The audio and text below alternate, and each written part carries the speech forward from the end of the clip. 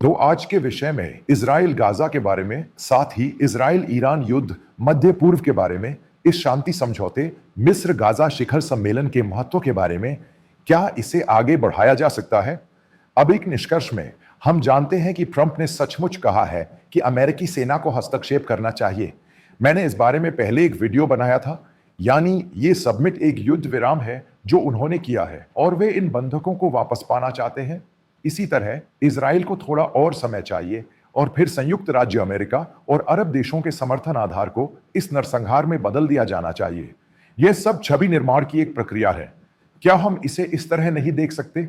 बिल्कुल, हम इसे इस तरह देख सकते हैं, क्योंकि अगर हम कहें कि यह एक शांति समझौता है, तो सच कहूं तो मिस्र में जो हुआ वो एक टॉक शो था। क्योंकि यहां ठीक है, यहां किसने इस पर हस्ताक्षर किए हैं? क्या इजराइल ने कहीं भी इस पर हस्ताक्षर किए हैं? इजराइल ने इस पर हस्ताक्षर नहीं किए हैं। यह वास्तव में वहां एक शांति समझौता है, यह एक धोखाधड़ी है, या आप क्या कहते हैं? अगर आप इसे हमारे देश की भाषा में कहें तो एक चाल। जब यह इतना ज्यादा है, यह यही है। यह कभी भी शांति समझौता नहीं है। वास्तव में यह सिर्फ एक नाटकीय युद्ध विराम है, लेकिन इसके अंदर कभी भी शांति समझौता नहीं होगा।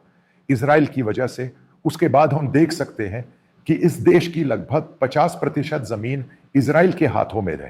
हाँ, सैनिकों को आंशिक रूप से वापस बुला लिया गया है। हाँ, उसी तरह हमास एक कट्टरपंथी इस्लामी संगठन है। हम इसे विश्व स्तर पर जान सकते हैं, यानी कई अध्ययन, कई शांति समझौते, चाहे वह आइसिस हो, अल कायदा हो, अन्य हिजबुल्ला, हूथी आदि।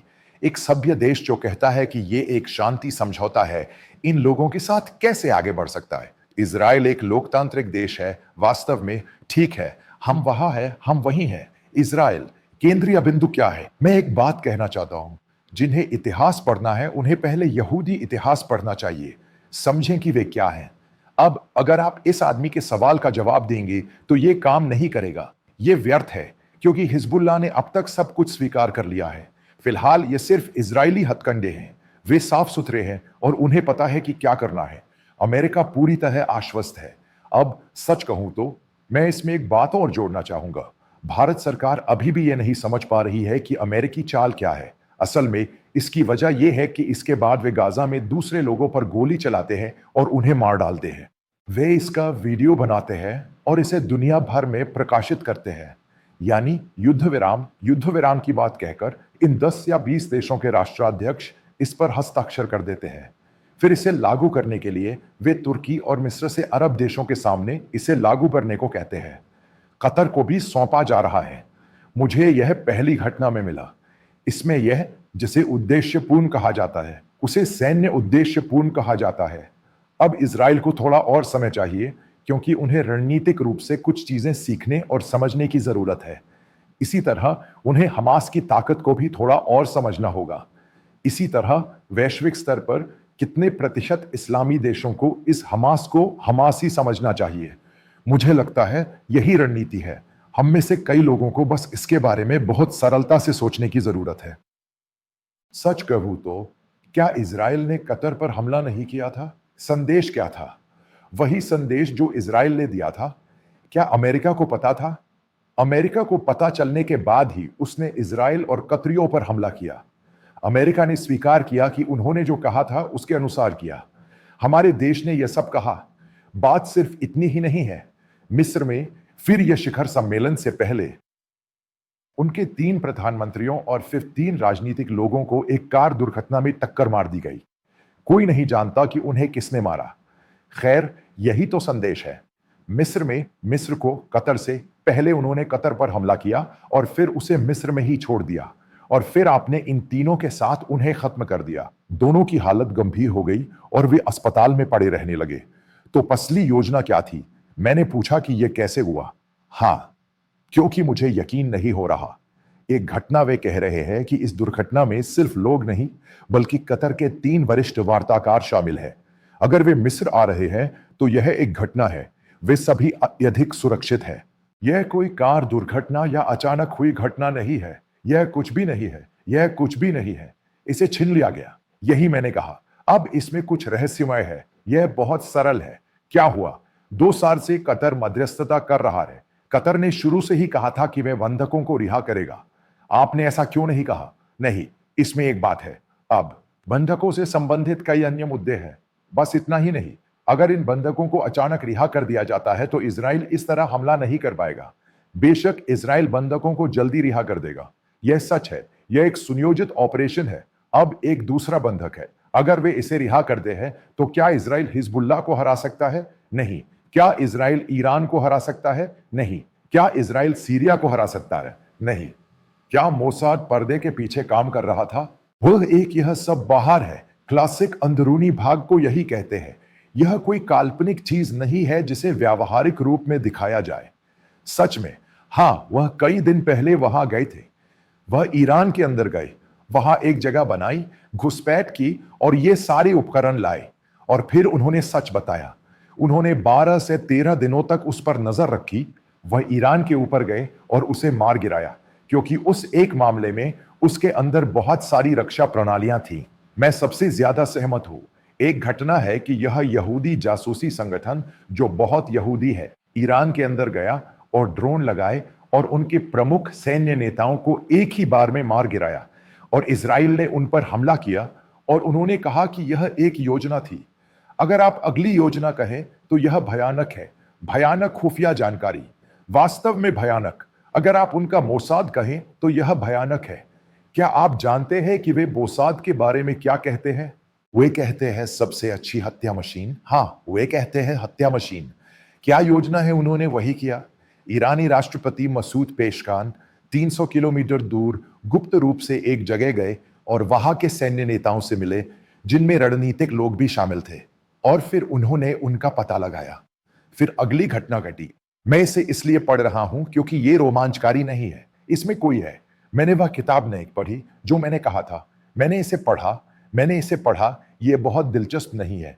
हां, लगभग 10 वर्षों में ईरान के मौलवी अली खामेनी और उन सभी, वे शिया मुसलमानों को सलाह दे रहे हैं। वे उनके मौलवियों में से एक है। वह यहूदी है। वह एक जासूस थे। मुझे नहीं पता। वह एक जासूस थे। इसके बारे में सोचो। उनके पास एक मास्टर प्लान है।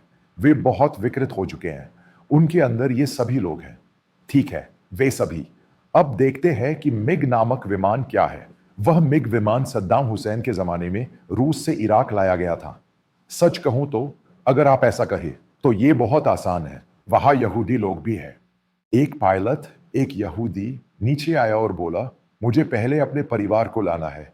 मोसाद उस व्यक्ति के परिवार को इजराइल ले आया। वह वहां एक लड़ाकू विमान उड़ाने की योजना लेकर आया था। फिर बेन गुरियन हवाई अड्डे पर उन्हें उनका दिया गया संदेश समझ में आ गया। तब तक वे समझ गए थे। वह वहां गया और संकेत दिया। जब तक वे वापस आए तब तक वह उसे कवर कर चुका था, क्योंकि उसके बाद 1966 इजराइल ने युद्ध इसलिए जीता क्योंकि यह मिग विमान अमेरिका को सौंप दिया गया था, क्योंकि यह एक अच्छा विमान था और इसकी पैंतरेबाजी की क्षमता सबसे ज्यादा थी। मुझे याद नहीं कि वह मिग था या नहीं, लेकिन वह मिग ही था। ठीक है, अमेरिका और इजराइल ने बैठकर इसे तैयार किया और एक नया हथियार बनाया। इस तरह उन्होंने इजराइल पर हमला किया, मिस्र पर।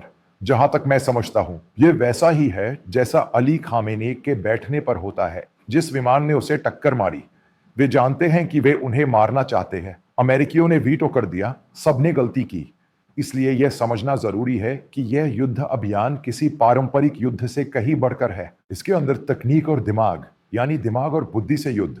खेल दिमाग और बुद्धि से खेला जाता है। इसीलिए हमारा पुराना पारंपरिक युद्ध इजराइल ईरान युद्ध था। दुनिया समझ गई कि यह एक पारंपरिक युद्ध है, या फिर यह आमने सामने का युद्ध है। उन्होंने आईटी, इंटरनेट, बैंकिंग सिस्टम, सब कुछ भी नहीं, हाईजैक कर लिया है। उन्होंने नेतन्याहू को फोन करके बम वर्षकों को रुकने के लिए इसलिए कहा क्योंकि वे 12 दिनों तक हवा में रहे और जमकर उत्पात मचाया।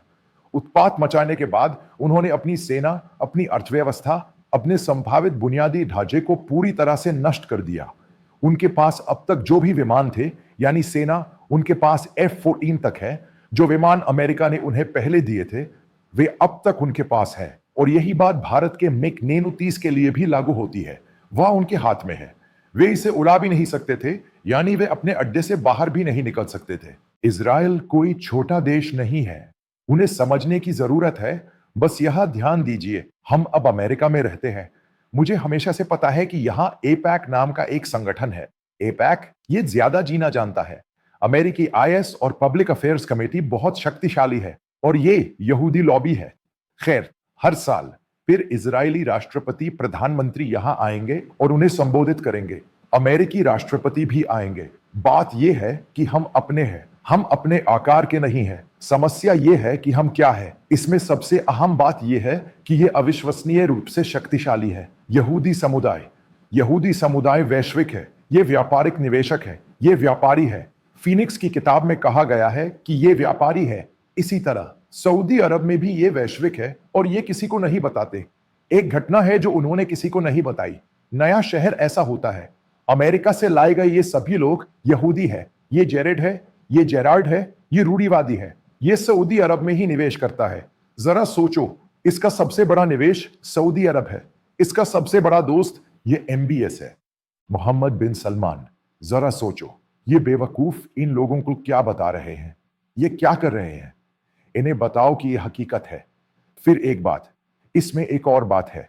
मुझे समझना चाहिए था कि ये सुन्नी देश, खासकर अरब देश, इस्लामिक देश जानते हैं कि ये फिलिस्तीन, ये हमास और मिसबुल्ला, ये सब उनके लिए भी सिरदर्द है। खैर, मैंने एमबीएस का एक इंटरव्यू देखा। एमबीएस ने कहा हमारा उनसे कोई लेना देना नहीं है। एबीसी जो मैंने देखा, उसने कहा उन्हें समस्या सुलझाने दो। हमने कहा उन्हें समस्या सुलझाने दो। हम इसमें हैं, हमारी इसमें रुचि है। हमें और भी बहुत कुछ करना है। खैर, एक बात बता दूं, हमारी भारतीय कूटनीति में बहुत बदलाव आया है। सिर्फ विदेश नीति में ही नहीं, बल्कि उसमें भी कुछ गलतियां हुई है, गंभीर गलतियां। कुछ वरिष्ठ भारतीय राजनयिक मानने लगे हैं कि अचानक चीन जाना गलत था। बस इतना ही। इसलिए अगली बार इसी तरह के विषय पर चर्चा की जाएगी।